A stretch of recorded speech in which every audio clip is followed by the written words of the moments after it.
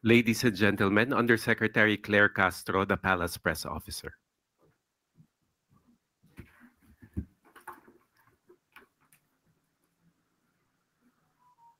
Magandang umaga, Malacanang Press Corps.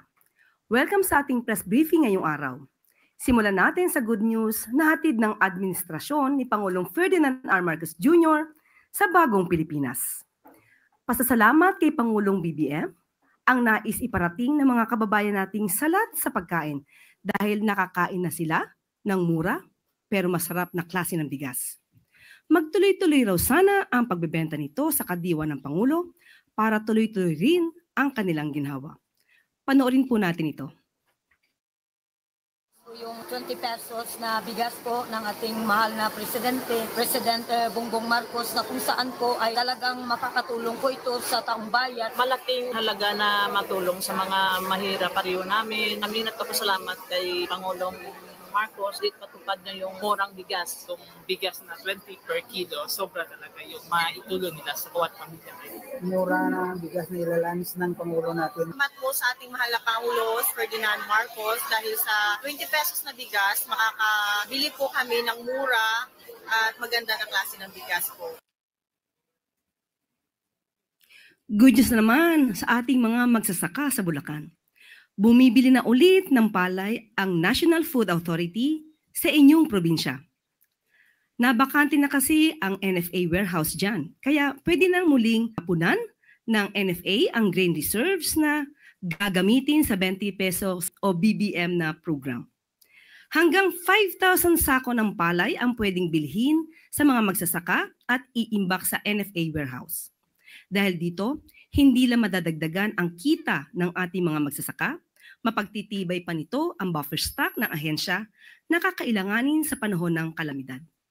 Sinabi rin ni Pangulong Marcos Jr. na dapat lang na maibalik sa dating gawi ang NFA bilang siyang bumibili ng palay sa magsasaka, nagmo-monitor ng presyo upang mas mapaganda ang pagbili nito sa mga farmers. Nais niya pang maibalik ang mandato ng NFA na makapagbenta ng bigas diretso sa consumers para maging matatag ang presyo nito. Narito po ang video.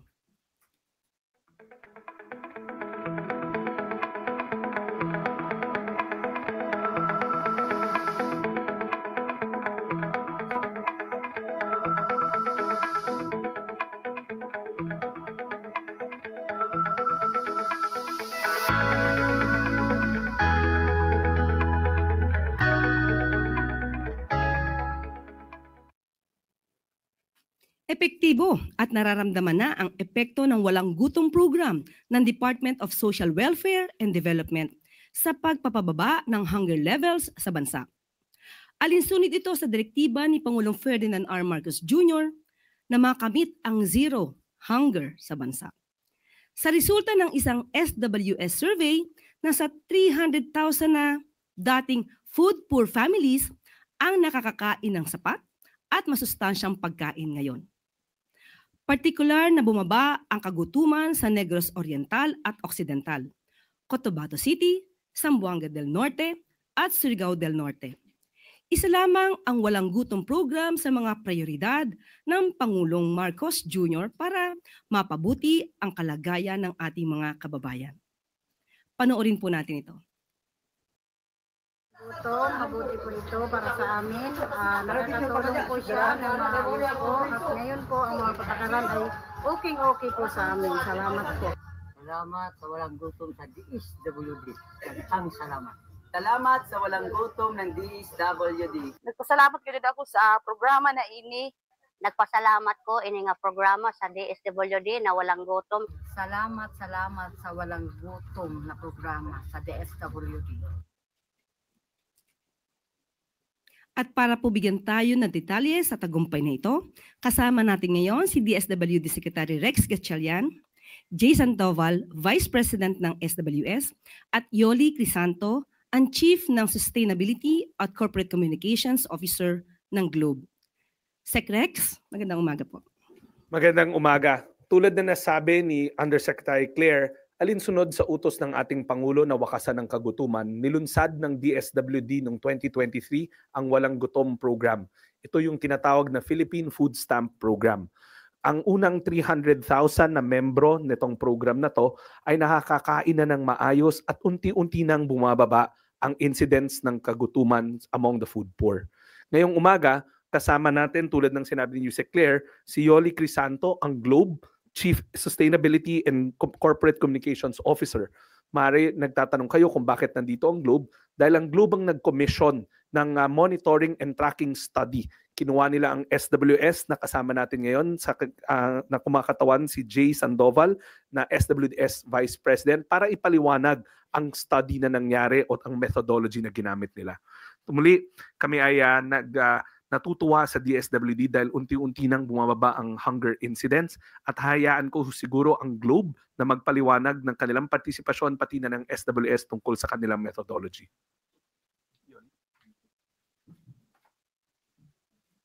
Good morning at maraming salamat po Secretary Rex and Yusek Claire. Kami po we are deeply grateful for being here and for the partnership that we have with the DSWD.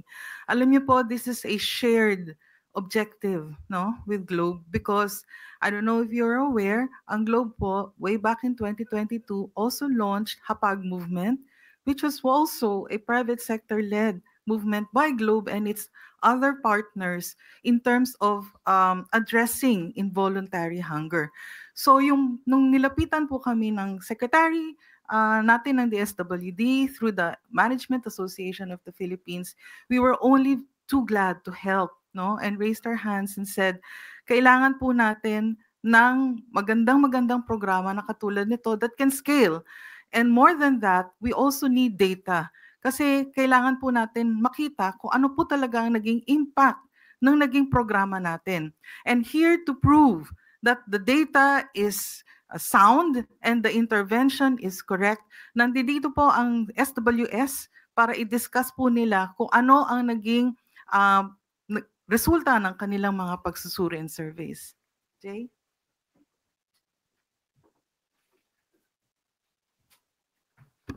Magandang umaga. Salamat po Secretary Rex, Yusek Claire at saka Ma'am Yoli. Ang social weather stations po ay masaya na naging bahagi kami ng pag-aaral na ito. Dalawang survey ang ginawa ng social weather stations. Isa ay ginawa noong October 7 to 18, 2024 at pangalawa ay noong December 1 to 10, 2024. Sa unang survey, nagkaroon kami ng 2,011 respondents at nung pangalawang survey, nagkaroon kami ng 1,980 respondents. Ngayon, ang mga respondents sa survey na ito ay pre-listed. Batay ito sa pagpili sa konsultasyon at itong mga respondents na ito ay hinanap namin sa iba-ibang lugar sa Pilipinas, pinuntahan namin sila sa mga bahay nila at in-interview face-to-face. Isa sa mahalagang tanong ay tinanong namin kung sila ay nakaranas ng gutom. Ang tanong na ginagamit sa SWS tulad ng survey na ito ay isa lamang, pareho ng implementasyon na ang tanong ay nitong nakaraang 3 buwan, nangyari po ba kahit minsan na ang inyong pamilya ay nakaranas ng gutom at wala kayong makain? So ito yung tinatawag na involuntary hunger. Ngayon, yung mga nagsabing oo, nakaranas kami, ang follow-up question ay, nangyari po ba yan ng minsan lamang, mga ilang beses, madalas o palagi?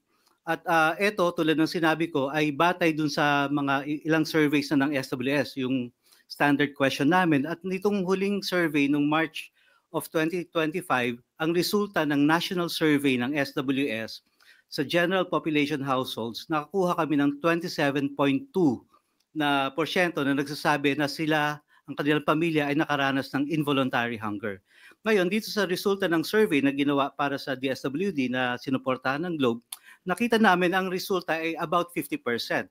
47% siya overall nung wave 1 at 46.4 siya nung wave 2. So kung ikukumpara natin, yung national mas mababa kumpara dito sa targeted areas kung saan kami nag-interview para sa DSWD. Na nagpapatunay na yung mga respondents dito sa survey na ito ay talagang yung mga food poor, yung may hirap at nakakaranas ng gutom dahil nga mataas yung porsyento. Lamang po, magandang umaga. Thank you very much, sir. We now open the floor to questions for Secretary Gatchalian, Mr. Sandoval, or Ms. Crisanto.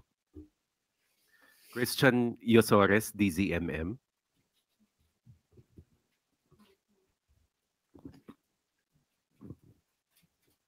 Good morning, Secretary. Doon po sa survey na lumabas, yung mga kinategorize nila yung mga sarili nila as food poor, ano po ba yung nabanggit nila mga dahilan kung bakit hindi sila nakaka-experience ng pagkain in a day? Siguro I'll let SWS answer that kasi bahagi yan ng questionnaire nila.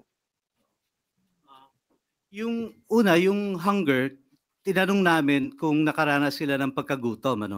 Yung food poor naman, may mga tanong din kami na nagsasabi kung sila ay food poor, pati yung food insecurity. May mga indicators kami na ang tanong nangyari ba na ang inyong pamilya ay walang pagkain? Ilang beses, gaano kadalas nangyari na ang inyong pamilya ay natutulog ng gutom at hindi kayo nakakain? So may mga indicators na nagpapatunay o nasusukat kung sila ba ay food insecure, among other items.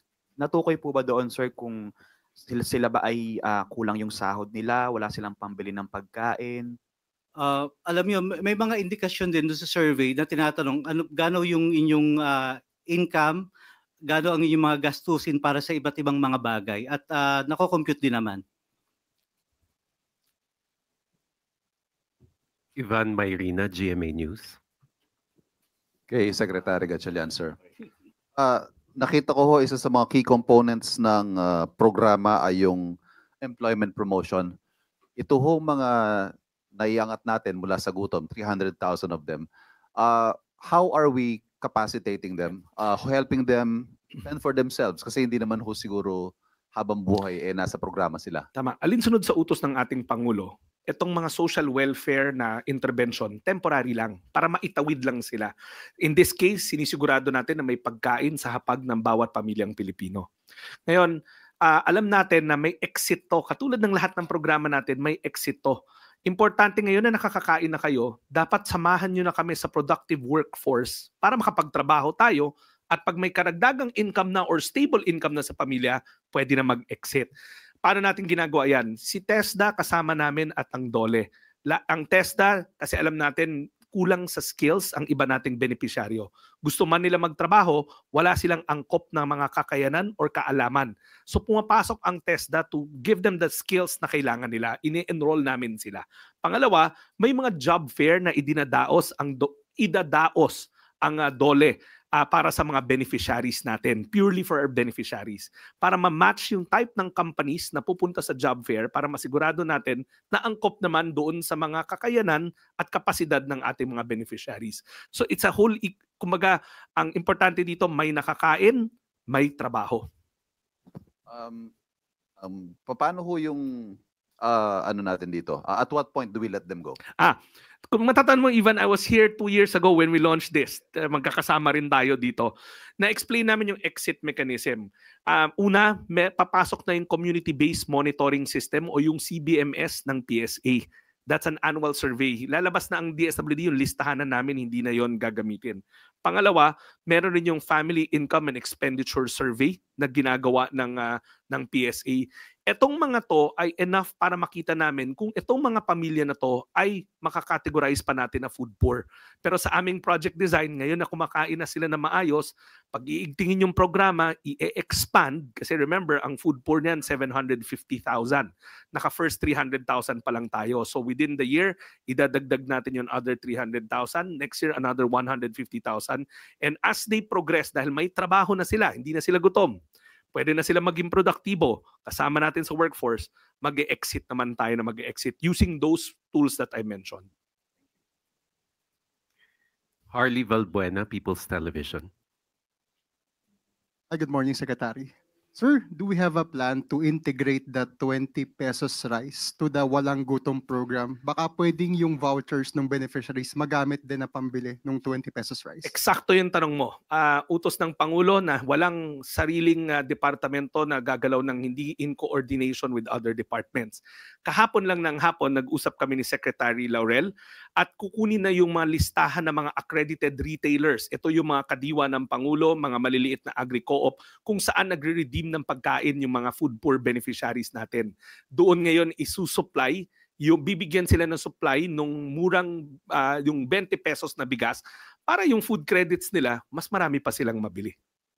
So sir, kailan po kaya pwede mag-start? Nagsa-start na. Binigay na namin yung listahan sa Department of Agriculture, and they're now going to make sure na yung mga retailers na to, around 1,000 of them for now, makatanggap na ng murang bigas para yun ang maibigay naman nila doon sa mga food poor nating beneficiaries.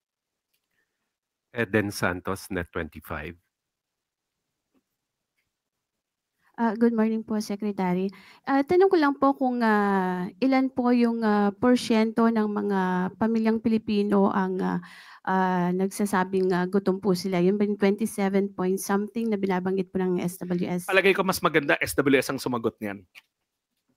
Yung 27.2% ay batay sa isang national survey ng SWS noong March of 2025. Dito sa survey na ito para sa DSWD, ang nakita namin nung Wave 1, on the overall, 47.1% ang nagsabi na sila ay nakaranas ng involuntary hunger. Ditong Wave 2, nakita namin na 46.4 yung nagsabi na nakaranas sila ng kagutuman. So kung ikumpara natin yung resulta na ginawa ng SWS para sa DSWD, mas mataas yung porsyento na nagsasabi na sila ay nakaranas ng gutom kumpara doon sa average Filipino household batay sa national survey ng SWS. Paano po natin ipapaliwanag yun na hindi magkatugma yung bilang ng mga nagugutom pong mga Pilipino? Okay. Yung survey ng SWS nitong March 2025 ay general households sa buong Pilipinas. Yung survey na ginawa ng SWS para sa DSWD ay targeted yung respondents natin. Sila ay nanggagaling sa mga mahihirap na probinsya, sila ay mga mahihirap na sambahayan.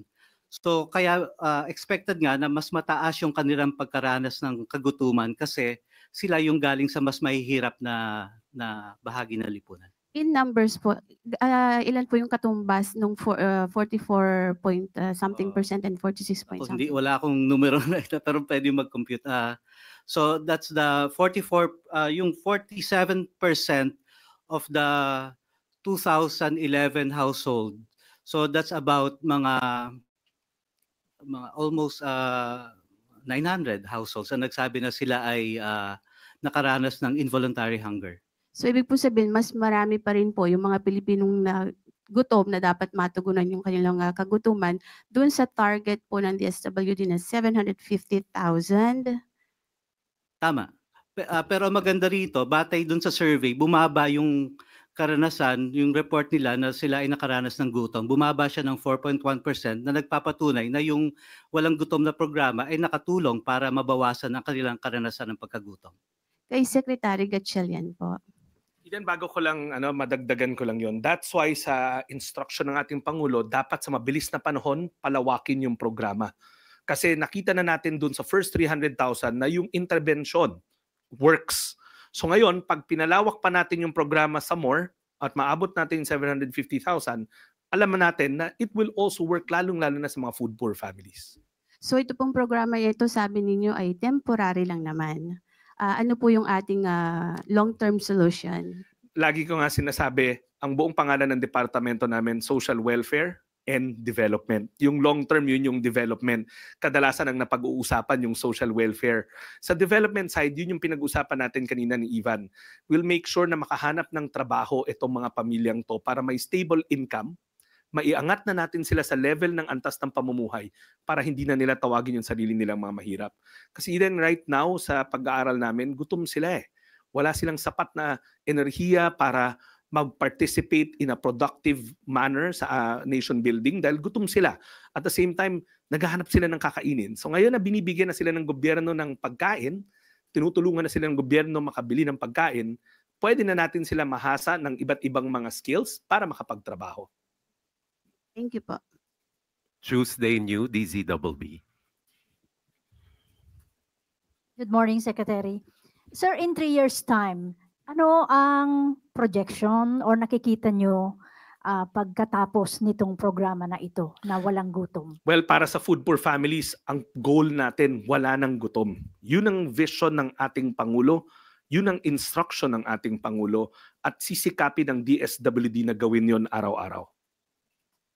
And yung budget, sir, for the program is sustainable naman? Yes, kung sa katunayan, bago nag-Holy Week, nag-post kami na naaprubahan ng NEDA itong programa na to. Kaya meron na siyang sariling line item sa budget at na-assure rin ng Pangulo na sisiguraduhin na may sapat na pondo tong programa na to patakbuhin in the next 3 years para maibsan na natin o mabawasan o ma-zero out natin ang kagutuman.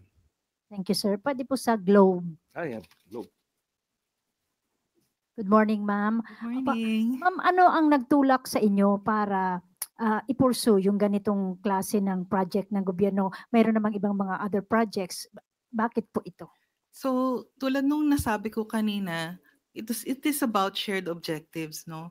Like I mentioned earlier, 3 years ago, specifically immediately after the pandemic, nag-launch kami nung Hapag movement, which is about hunger alleviation, involuntary hunger alleviation. So in the whole of the private sector, marami tayong naging tulong-tulong in terms of community pantries. Natatandaan niyo po ba yon? Nung panahon ng pandemya, nagtulong-tulong tayo dyan. But after that, we also saw na marami pa, hindi pa tapos. No? So we launched that, we raised money through our partners, even our customers, yung sa inyong mga Globe Rewards and all that. And we started giving out food with partners, Ayala Foundation, SOS, Tucci, marami tayong foundation naka-partner.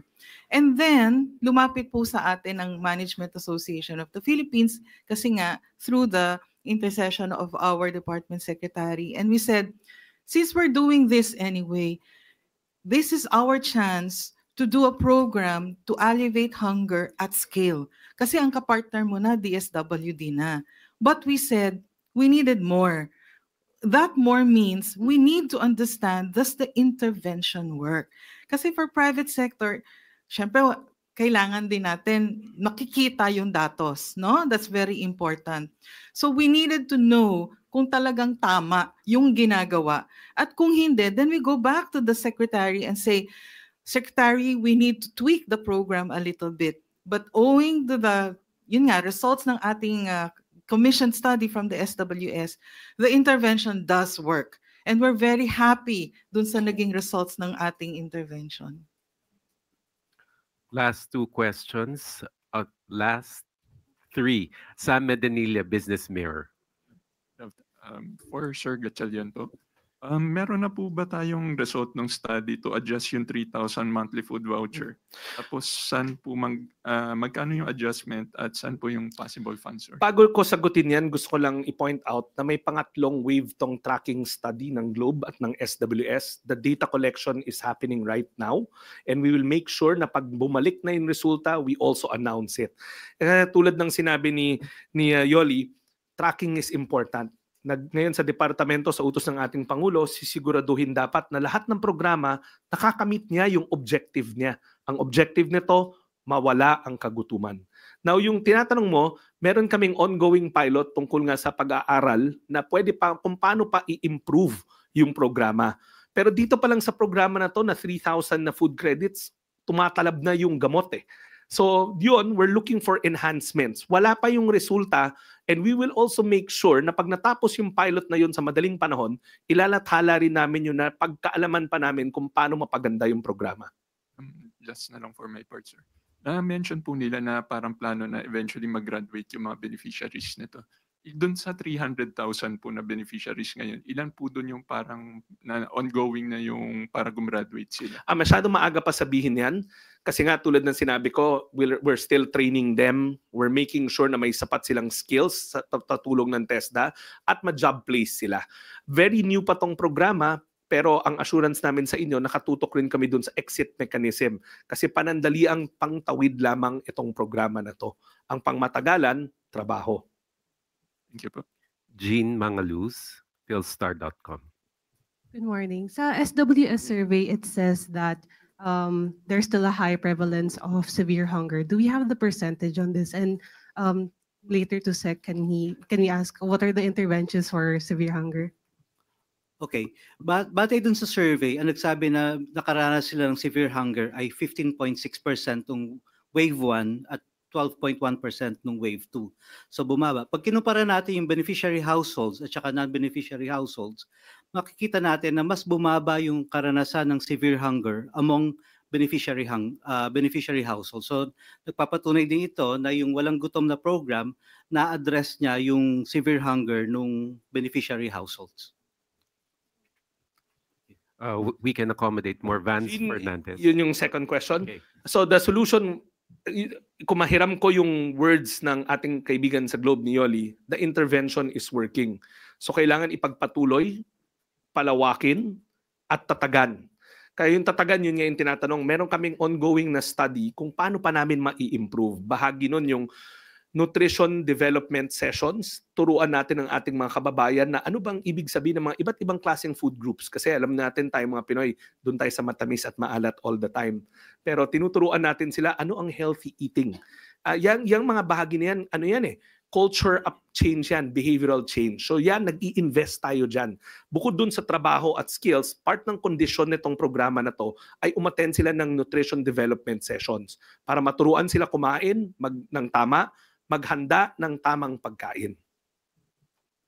Thank you, Secrex. Vance Fernandez, Police Files Tonight. Yes, good morning, sir. Sabi niyo walang gutom. Now, who are qualified with the 2025 Social Amelioration Program? Because sinasabi natin na may mga membership, they would like to social amelioration program, sir. Ma'am, wala na tayong, all of these are social amelioration programs. Yes. Which one in particular po? The one who are going to reapply, do they need to reapply again? Ma'am, wala na ho tayong tumatakbo na. Yan, social amelioration, yan yung SAP nung COVID. Yes. Wala na ho yan, matagal na pong wala. Anong mga sakop nito, sir? Ma'am, wala na po yung social amelioration. Nagtumigil ho yan during COVID. That was the intervention of the department during COVID. But if you want to categorize all our programs as social amelioration, iba-iba po yan. May 4Ps, meron tayong AICS, meron tayong AKAP, but yung SAP program itself, tumigil ho yan nung COVID. Last na po yun nung COVID. So, walang gutom, sir? Ma'am, magkaiba ho yung walang gutom sa SAP. Yes. Yung SAP, matagal na ho tumigil yon. Ang tinutukoy niyo po ba ay yung walang gutom? Yes, sir.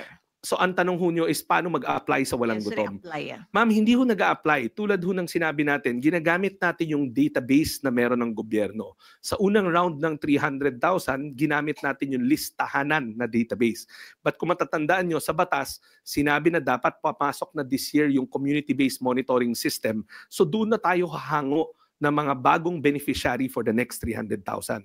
Yung CBMS, ang may pangangasiwa po niyan, PSA, hindi na ho DSWD. Yes, sir. On another issue, sir, kasi alam natin nagba-viral to yung nasa Makati, no? Na isang humingi ng tulong and you gave them about 80,000. Now, may mga tao na gusto rin na humingi ng tulong sa DSWD. Will you allow them to... Una po, araw-araw, libo-libo na mga mamamayan natin pumupunta sa aming tanggapan. At ang utos ng Pangulo, lahat ng nangangailangan ng tulong, tutulungan. Whether it's medical assistance, burial assistance, at iba't iba pang klaseng tulong. Now, gusto ko lang linawin yung sa nag-viral. Bahagi ho yung responde nun ng programa nating pag-abot. Noong 2023 rin, ang instruction ng ating Pangulo, ni isang pamilyang Pilipino dapat walang nakatira sa lansangan. Kaya nilunsad yung pag-abot program noong 2023 kung saan mahigit sa 100 social workers araw-araw ang umiikot sa lansangan ng Metro Manila para hikayatin ang mga pamilyang nakatira sa lansangan at individual na nakatira sa lansangan na sumama sa amin para mabigyan ng intervention. Temporary housing, livelihood assistance. Yung 80,000 na yon ay base sa guidelines ng DSWD at sa assessment ng social worker. Yung guidelines, may range ng presyo kung ano ang kaya natin ibigay na grant. Yun ang pinakamataas. At ang nag-assess nun ay ang licensed social worker natin. Yung mga guidelines na yan, nakapublish po yan. At I wanna point out na yung babae, si Rose, bigyan natin yun ang pangalan, hindi siya unique. 5,000 na mga pamilyang nakatira sa lansangan o individuals na nakatira sa lansangan ang natulungan ng pag-abot program. Iba-iba ang kanilang natanggap. May iba 80,000, may iba 1,000. Gusto ko 10,000. Gusto ko i-point out na may kondisyon to. Hindi to binibigay ng isang bulto. Katulad dito kay Rose, in tranches siya ibibigay. At may supervision at monitoring ng social worker. So ibig sabihin, binabantayan ng social worker yung progress niya. Hindi binigay tapos goodbye. Kung hindi pagbigay, sinamahan pa siya sa tindahan para makabili ng pauna niyang mga stocks ng kanyang tindahan. Pagtapos noon, may mga home visits ang ating mga social worker para ma-check kung gumaganda na unti-unti yung buhay ni Rose. So gusto ko i-point out na lahat tinutulungan, hindi special case si Rose. Meron tayong guidelines at sa lahat ng kwentong to, social worker ang nag-a-assess at nananaig ang boses ng social worker. Pero sir, meron din na let's say talagang yung may bahay nga sila nakatira sa mga informal settlers. Wala rin silang makain pero nais nilang maka-avail nitong sinasabi ninyo na gusto nilang magkaroon ng tindahan. Tama. Ni Rose. Meron kaming ibang programa para sa kanila. Ang tawag doon yung Sustainable Livelihood Program ng DSWD. Dalawang klase yon. Una, tinutulungan natin sila makapagsimula ng kanilang maliliit na negosyo. Pangalawa, tinutulungan natin sila maging employable, skills-based. So pwede nila i-avail yun at lahat ng detalye niyan nakalathala sa aming mga social media accounts kung paano, sino, at kung ano ang dapat gawin. Basta ang gusto namin i-point out, lahat tinutulungan ng DSWD. Okay. Follow-up, Nel Maribohok, UNTV.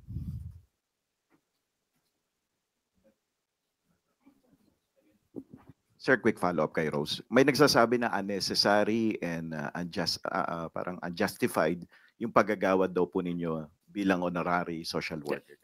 Una sa lahat, hindi ho ako ang naggawad doon. Hindi ako ang nagbigay ng term na yon.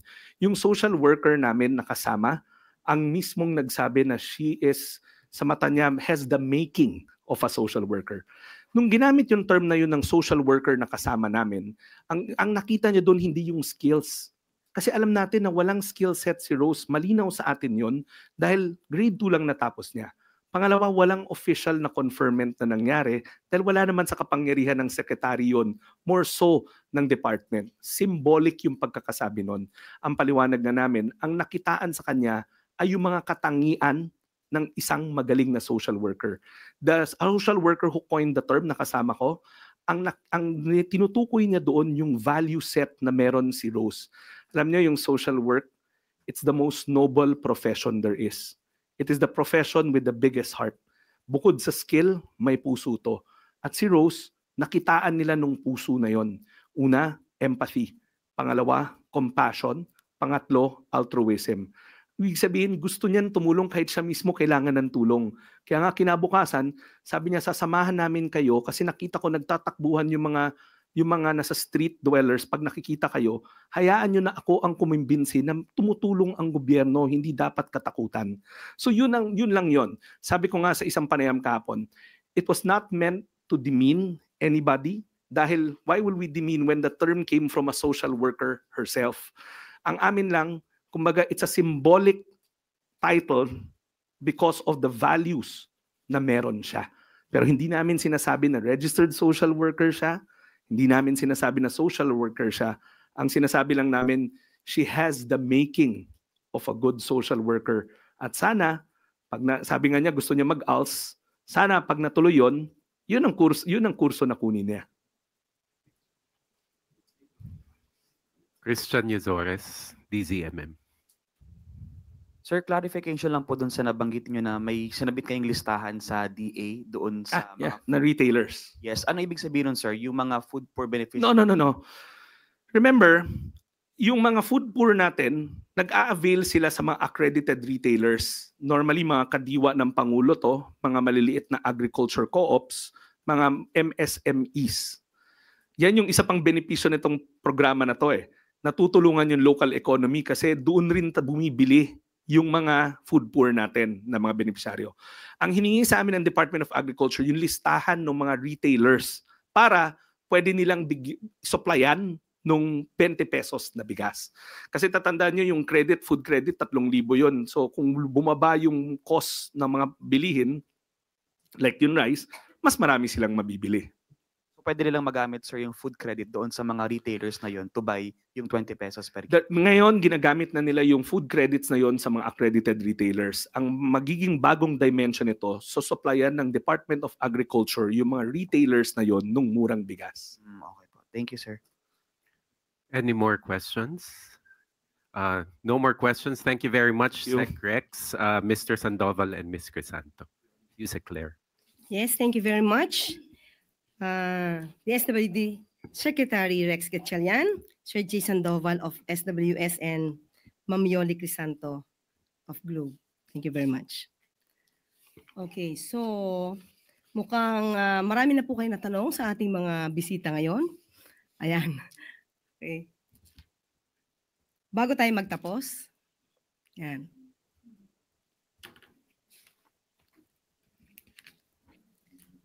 Paalala lang po na bukas na ang 51 bukas o bagong urgent care and ambulatory services centers. Nandiyan po ang mga listahan para po makikita ba natin sa monitor? Okay. Nasa 33 provinces ito sa buong bansa. 26 na bukas centers ay nasa Luzon, 8 sa Visayas at 17 sa Mindanao. Ayan po ang listahan sa inyong mga screen at kung kayo po ay malapit po dyan, maa-avail niyo po ang services na yan.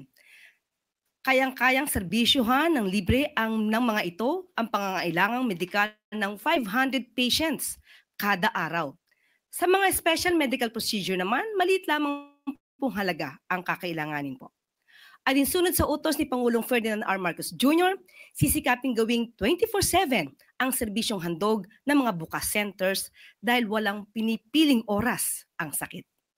Samantala, sakaling nakagat o nakalmot kayo ng inyong mga alagang aso at pusa, nangangamba sa rabies. Libre po ang pagbabakuna sa mga government hospital. Sa mga dudulog naman po sa private hospitals, may animal bite package naman ang PhilHealth.